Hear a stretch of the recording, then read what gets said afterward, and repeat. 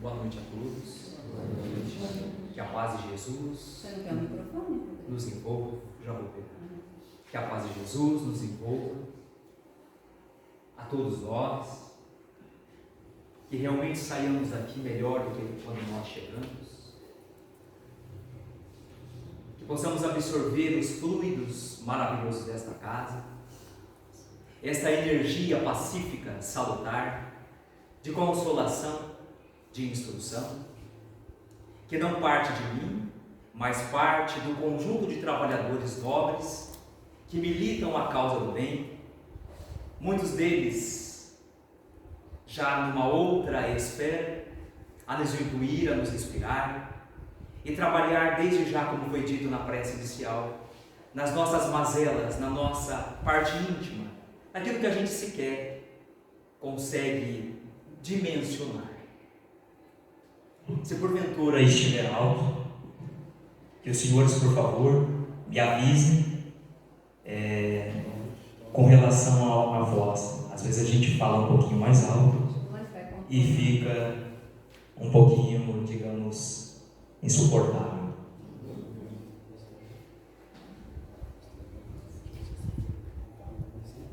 Apaga o milênio, a sombra de plateia. Vejo a noite avançar, do anseio que me agita, guerras e sonho de paz, e estadeia um conflito, de polo a polo, a dor reclama, em longa espera, explode a transição no ápice restrito, a cultura perquire, a crença solitária, a forma antiga em luta, aguarda a nova era, roga-se tempo novo, ao tempo amargo e aflito. A civilização, atônita e insegura, lembra um tesouro ao mar, que a treva transfigura, vagando aos turbilhões de maré desvairada. Entretanto, no mundo anal, que estala e treme, a luz prossegue e brilha, o Cristo está no leme, preparando na terra a nova madrugada. Nada melhor do que iniciar a preleção da noite com esta comunicação em que está de Ciro Costa, que está numa das comunicações de Chico Xavier, no Pinga Fogo, a nos incentivar que, sobretudo, não importa o caminho que nós estivermos, aonde quer que nós estejamos, Deus está junto de nós, nos intuindo, nos inspirando, nos protegendo, nos abençoando. É claro que aqueles que se tornaram bons e sinceros, esses já têm uma ligação maior com Cristo. Aqueles que se propõem a seguir os preceitos divinos, esses irmãos hão de colher desde já todos os louvores, todas as recompensas. Por que eu começo assim? Porque muitos de nossos irmãos, às vezes, esquecem-se das promessas que Deus, através do nosso Mestre Jesus, deixou. Quando Jesus prometeu que estaria conosco até o fim dos séculos, dizendo que a vida não se constitui nesta vida de agora, momentânea, mas que ela vai além, muito além, dessa cópia acanhada, desse rascunho mal feito, que é a Terra, apesar de linda, e com as suas oscilações, com as suas discrepâncias. Mas nós precisamos nos lembrar desta promessa, para que nós busquemos também esta confiabilidade, essa fonte segura, repousar no Cristo, buscarmos este alicerce, que é o que media o nosso caminho, que nos dá sustentação, que nos renova as forças, que nos faz melhorar, olhar a vida de um outro prisma, que faz com que nós possamos rever os valores.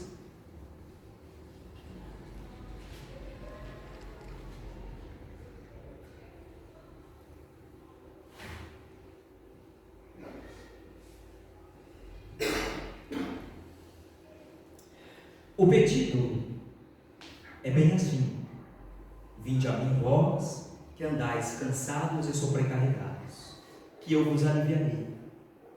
Tomai sobre vós o meu jugo e aprendei de mim, que sou manso e humilde de coração, e encontrarei descanso para vossas almas tristes, pois suave é meu jugo e leve é meu fardo.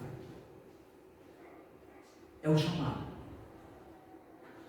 Independentemente de onde nós estivermos, daquilo que nós estamos vivenciando, Deus conhece as nossas necessidades interiores, sabe dos nossos propósitos, sabe das nossas buscas, sabe daquilo que nos causa sofrimento, frustração, inquietação, desassossego. E nós muitas das vezes esquecemos disso. Nós esquecemos que existe uma outra vida. Esquecemos desse pedido para que nós busquemos, como disse a nossa irmã, um lugar à parte. Um lugar à parte para conectarmos, para reconectarmos com este Deus. As coisas não estão do nosso agrado, nós não estamos sentindo felizes, estamos insatisfeitos, queríamos mais, temos outros propósitos, outros objetivos. Ora, será que nós estamos pagando por isso? Que preço? O preço da renúncia, o preço do sacrifício, o preço do esforço, do trabalho. Reconhece-se o verdadeiro espírita pela sua transformação moral e pelo esforço que ele faz em domar as suas más tendências. Enquanto um se contenta com o seu horizonte limitado, o outro que aprende alguma coisa de melhor, ele se esforça por ter que desligar, e sempre o consegue quando tem firme vontade. Será que nós estamos estagnados? Será que nós estamos olhando só para o nosso umbigo? Será que nós estamos simplesmente lamentando, reclamando, petitórios e pedidos e mais pedidos, mas nada estamos contribuindo, fazendo de nossa parte para melhorarmos, para retificarmos, para ajustarmos, posto que o trabalho não é um trabalho que vem de fora para dentro, mas ele começa de dentro para fora. Então o reino de Deus, ele não vai se estabelecer do lado de fora. Inicialmente, o trabalho é de dentro para fora. E nós esquecemos disso, apontando aqueles que são os culpados, encontrando aqueles que devem ter responsabilidade. Ora, e a nossa responsabilidade? Nós não temos responsabilidades dentro do nosso lar, dentro do nosso trabalho, dentro da nossa vida, junto aos nossos amores, junto aos nossos desafios, lá fora, em muitas circunstâncias e em muitos eventos? Será que não? Será que nós estamos, deve ser feito isso, precisa modificar, precisa alterar, precisa ser feita uma renovação, mas e nós? Qual a nossa oferta? Qual a nossa oferenda? O quanto nós estamos empregando de esforço para também modificarmos a paisagem, o cenário, que nós muitas das vezes apontamos como defeituoso, como infeliz. Ora, mas essa lição inicial que eu comecei, esta poesia de Ciro Costa, é para dizer o seguinte, que há de ter uma modificação. As vozes do Senhor, as virtudes do céu, elas nos dizem no prefácio do Evangelho que haverá uma modificação, uma alteração. Os tempos são chegados. Mas e aí? Para quê? Para dissipar as trevas, para confundir os orgulhosos, para glorificar os justos. Para mexer numa casa não é tão fácil assim. existe um projeto, existe uma estratégia, existe um planejamento, existe alguns tipos de desgastes, sejam eles emocionais, às vezes psicológicos, há um dispêndio financeiro, ou seja, não é tão fácil, eu tenho que pagar o preço. O quanto eu estou disposto para a melhoria? Então é necessário, o Evangelho nos fala, que a gente olhe uma casa que ela está toda modificada, ela está sendo reformada, e os móveis estão dispostos de maneira irregular, não há uma harmonia, as paredes também, o telhado já não está talvez coberto, enfim. Para quê? Para que está havendo essa alteração? Para alguma coisa melhor, um destino melhor, uma finalidade melhor.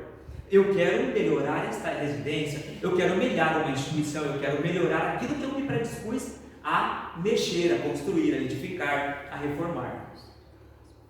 Assim é o mundo.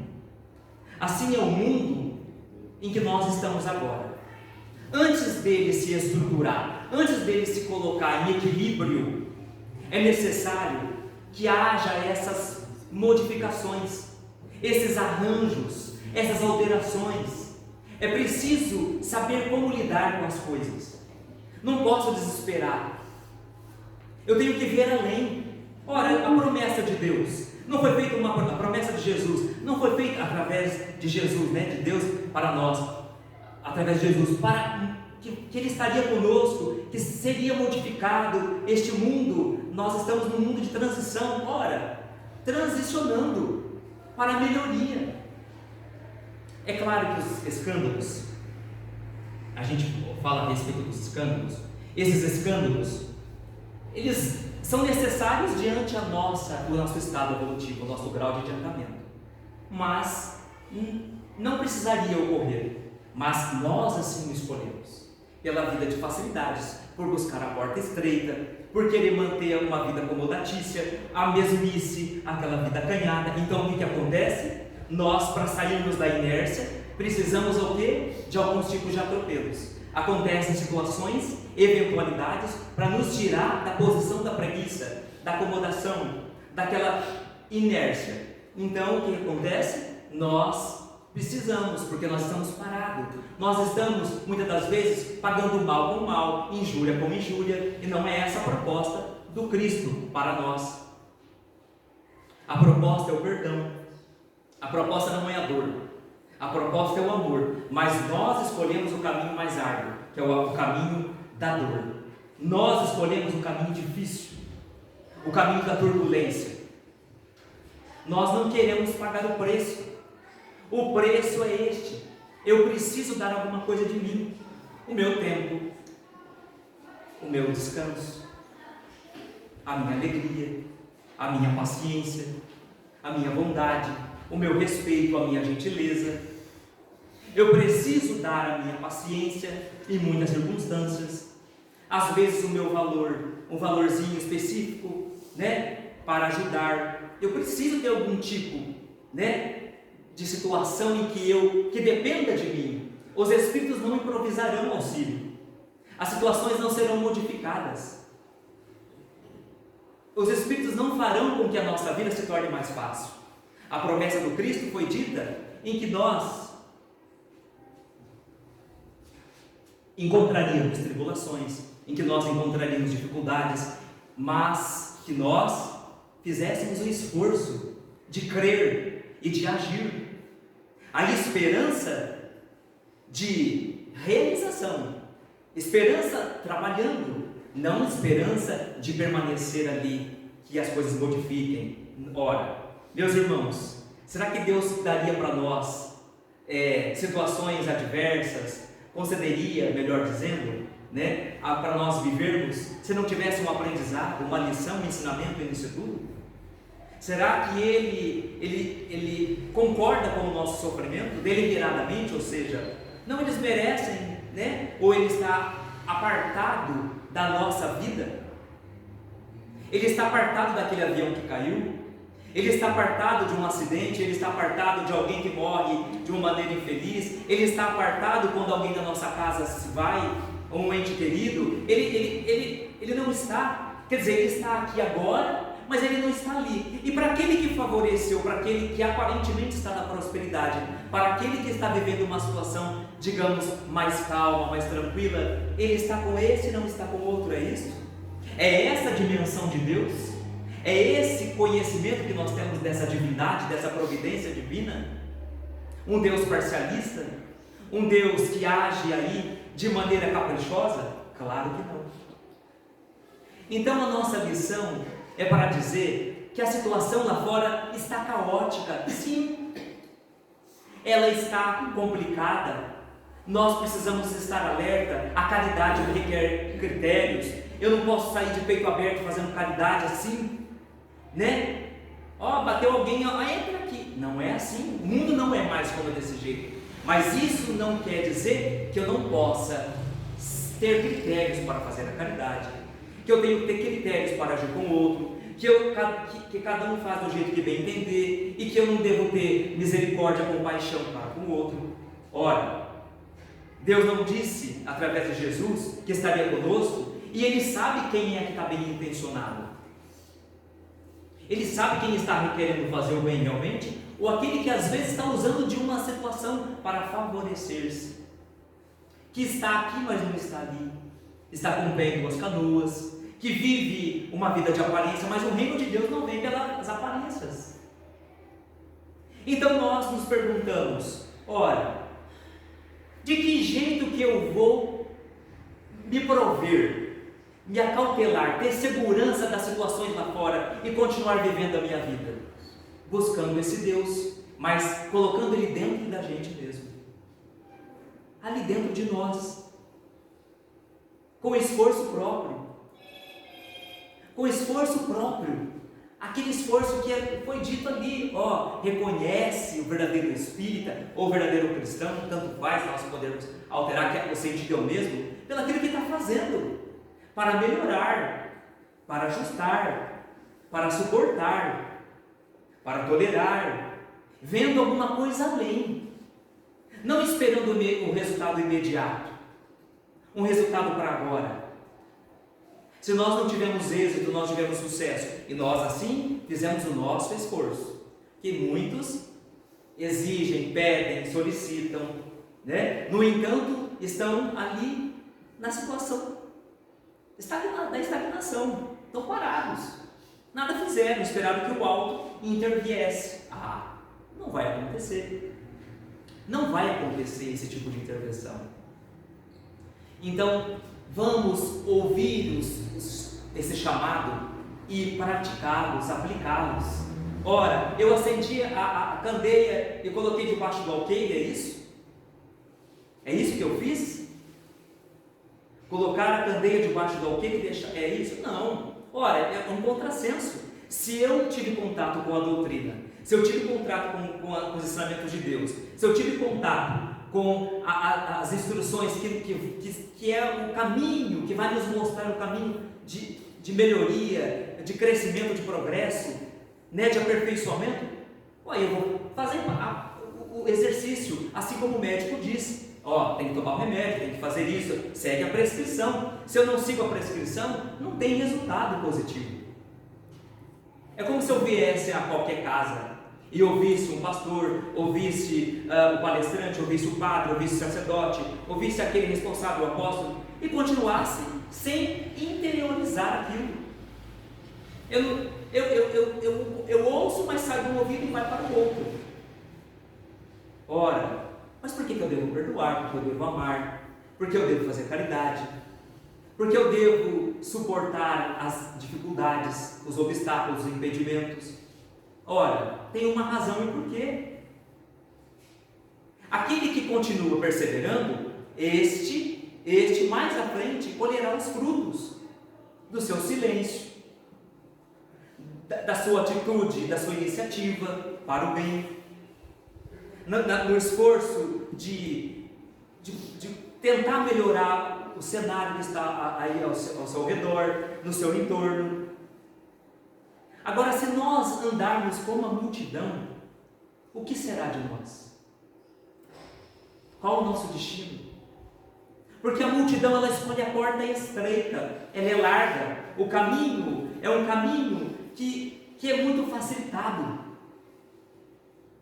Aquele que é cristão, aquele que realmente está ali buscando, ele vai encontrar fatalmente, necessariamente, dificuldades para provar o seu esforço, para provar o seu amor, a sua paciência, o seu respeito.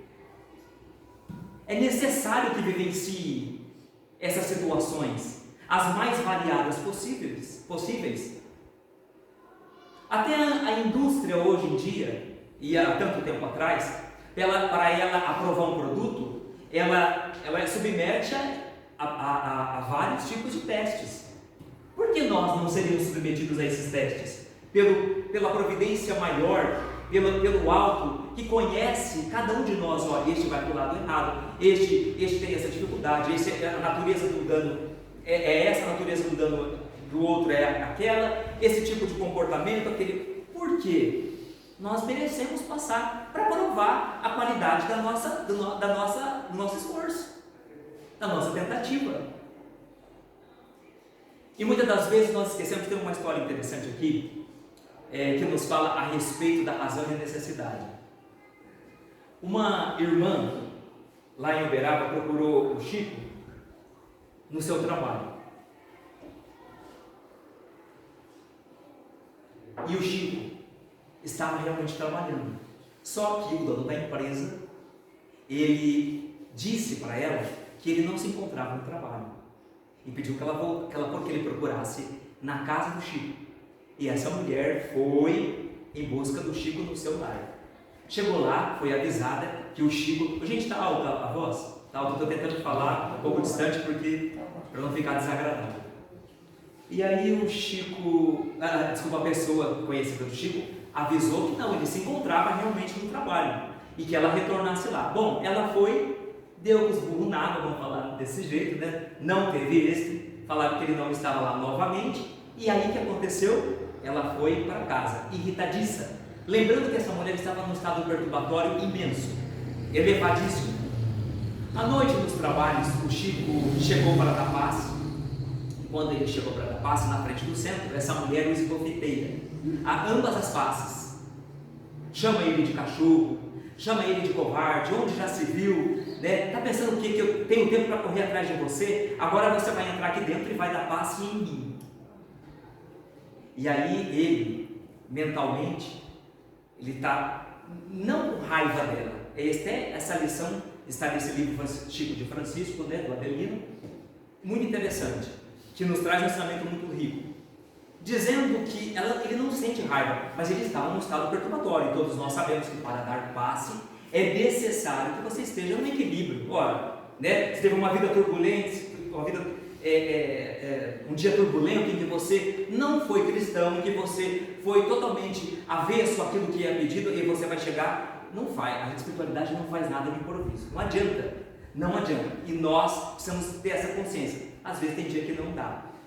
E aí Chico, pensando em todas essas questões, né, nessas questões em que ele no caso não concorreu com culpabilidade, não havia culpa da parte dele, ele na hora fala, meu Deus, né, e cogita isso, e o Espírito de Emmanuel intervém e fala, olha, você vai ter que dar passe nela, mas olha, eu não estou em condições favoráveis para isso. E aí o que acontece?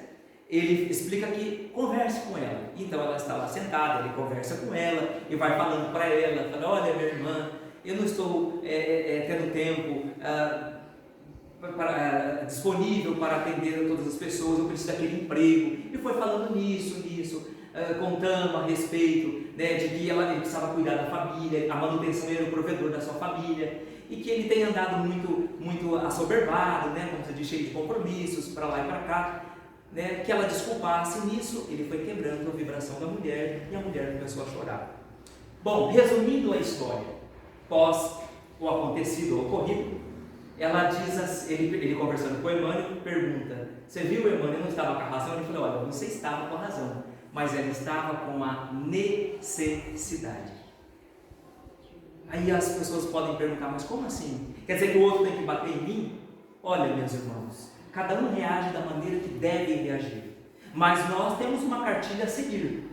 Se eu pagar o mal com o mal, ora, mesmo tendo razão, então eu rasgo a cartilha. Se eu pagar injúria com injúria, eu pago, não adianta. É necessário que aquele que já detém o conhecimento não coloque essa lâmpada, essa luz debaixo do alqueire, que ele faça uso dela. Ela veio para iluminar, ela não veio para iluminar de conveniência. Eu sou cristão agora e não sou cristão daqui a pouco. Eu sou quando eu quero ser. Ora, assim não dá para levar. Assim a espiritualidade conhece os nossos propósitos e intenções e sabe que nós agimos como o vento. Soprou para o norte, soprou para o oeste, soprou. Não temos definição. Nós agimos em conta própria. Então, eles nos conhecem ao nós sairmos daqui, né? E nós vamos conhecendo isso, que tem falado muito sobre isso, que o espírita verdadeiro a gente conhece quando ele sai da casa espírita. Não adianta. Não adianta. Nós vamos errar, é claro, é óbvio que nós estamos em caminho de melhoria, de ascensão. No entanto, o quanto nós estamos realmente fazendo por merecer ser chamados de cristãos, de espíritas. Nós estamos buscando ajudas, nós temos perspectivas, metas, nós temos sonhos. Ora, eu estou fazendo esforço para elas serem atendidas. E outro mais, quando eu me beneficiar, eu beneficio sozinho ou eu beneficio outros também? Ou é para o meu bel prazer, é para o meu sucesso, esquecendo do mundo? Então nós temos que pensar que a espiritualidade, ela conhece ali, ela conhece as expectativas de cada um de nós, sabe o quanto nós estamos fazendo. Então às vezes o outro está na necessidade. Tem situações que eu falo que a gente às vezes lamenta muito.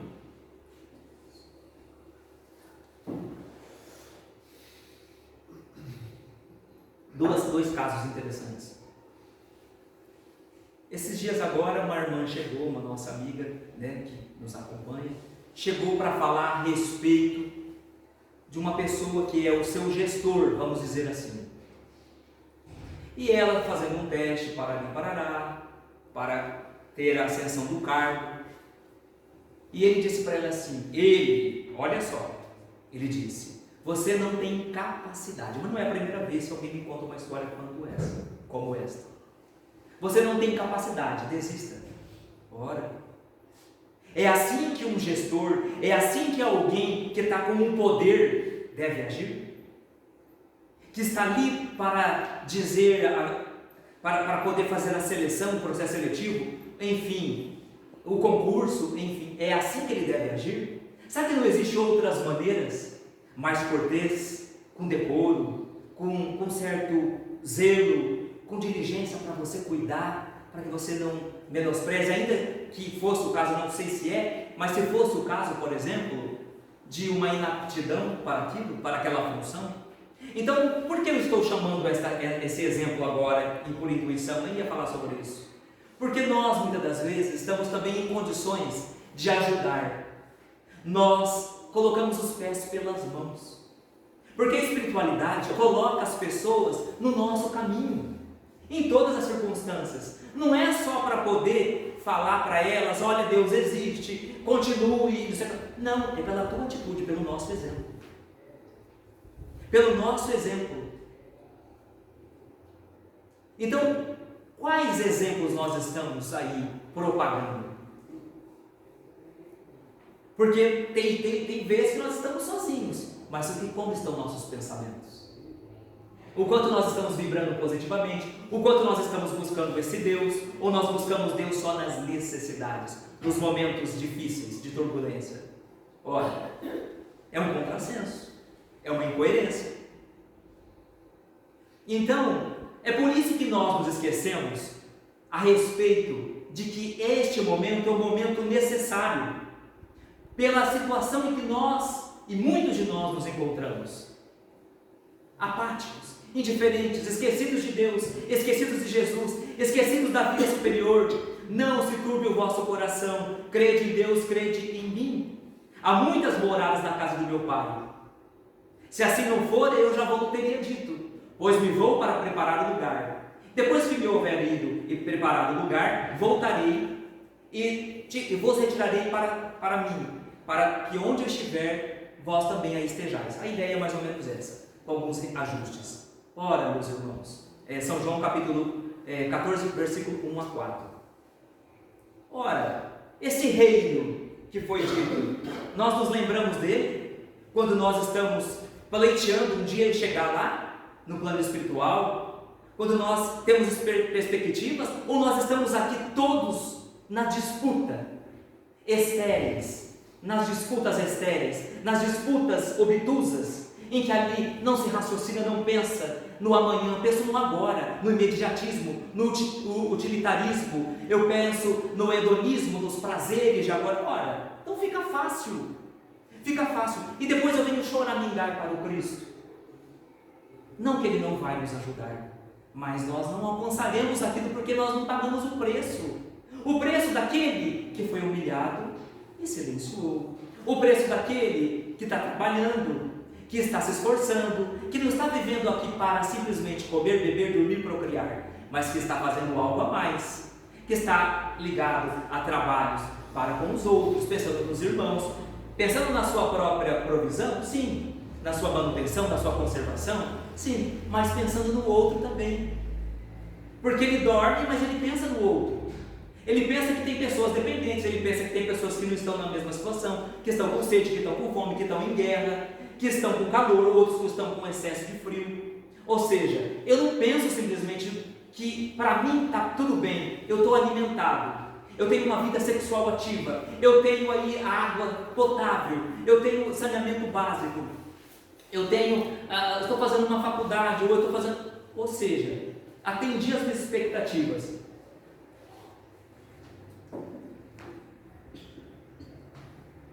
E o outro, deixa que o governo faça, deixa que outras pessoas ajudem, deixa que elas encontrem o caminho, elas merecem. Ora, merecem?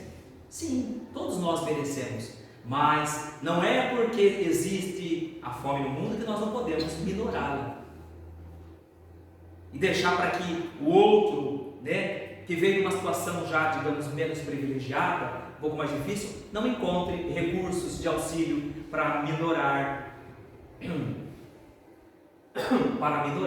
para amenizar a sua situação. Tem uma lição muito interessante, já vou finalizar com ela para nós não alongarmos.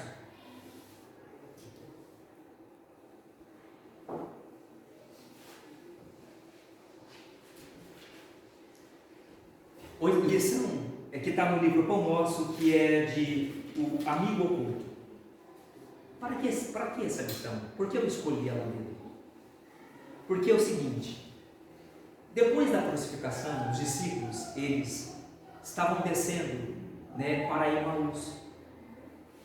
E aí, eles estavam atormentados, descrentes, cheios de dúvidas indébitas, ou seja, dúvidas que não deveriam ter. Eles vivenciaram com Jesus, estiveram ali, mas ainda assim a sua animalidade, a sua parte humana gritava, e eles estavam desesperados, estavam desnorteados, e estavam seguindo ali desalentados, sem esperanças, e chega um viajor, alcança-os na estrada, e esse viajor chega de maneira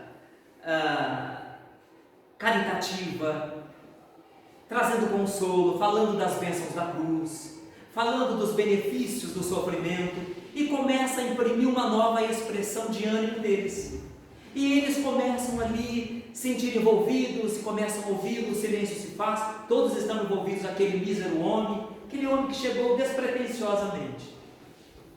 Só quando eles chegam na hospedaria é que eles se apercebem que aquele homem que falava com tanta ternura, com tanto amor, com tanta bondade, era o próprio Mestre Jesus.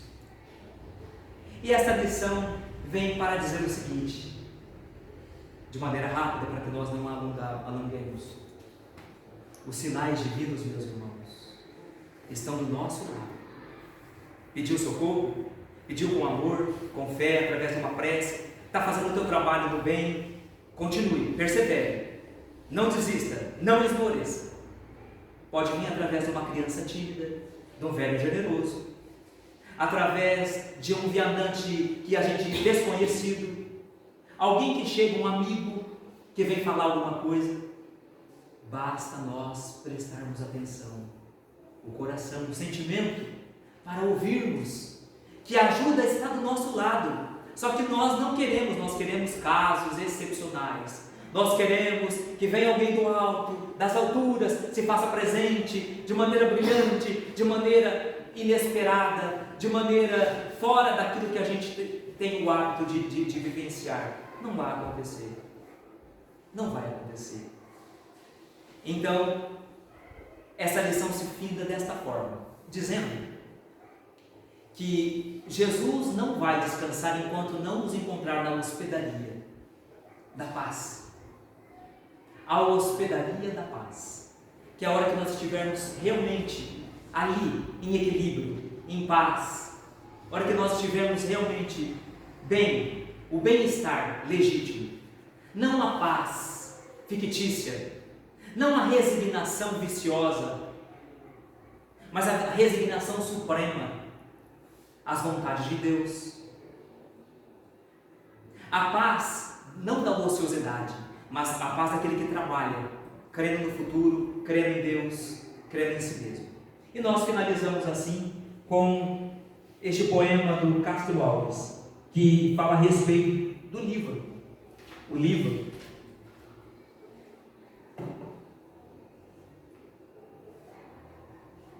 divino. Gemia a terra humilhada, a noite do cativeiro dominava o mundo inteiro, sobre o carro da opressão. Com mandíbulas vorazes, de loba que se subleva, Roma encharcada em trevas, estendia a escravidão. Entre as águias poderosas, jazia Atenas vencida, carpia Cártago a vida, ligada a grilhão cruel. Na Capadócia, na Trácia, na Mauritânia e no Egito, o povo chorava aflito, tragando cicuta e fel. O frio invadiu o templo, não mais era de olhar branco, nem bela Afrodite amando, nem Apolo encantador. O Olimpo dormir em sombra, cessara a graça de Eleusis, não surgiram outros deuses que não fossem do terror. Mas quando o mal atingiu o apogeu da indiferença, disse Deus da altura imensa, faça-se agora mais luz. E um livro desceu brilhando, para a história envelhecida, era o Evangelho da vida, sobre as lições de Jesus. Tremeram dourados olhos, o orgulho caiu de rastros, arcanjos riam nos astros, em cântico de louvor. Mas ao invés da vingança, do ódio, da guerra, o livro pedia à terra bondade, perdão e amor. Começaram um novo reino, horizontes infinitos descerraram seus aflitos, perdidos nos escarcelos. Os tristes e os deserdados, os fracos e os desditosos, contemplaram deslumbrados novos mundos, novos céus. Desde então a humanidade trabalha, cresce e porfia, ao clarão do novo dia, por escalar outros sóis.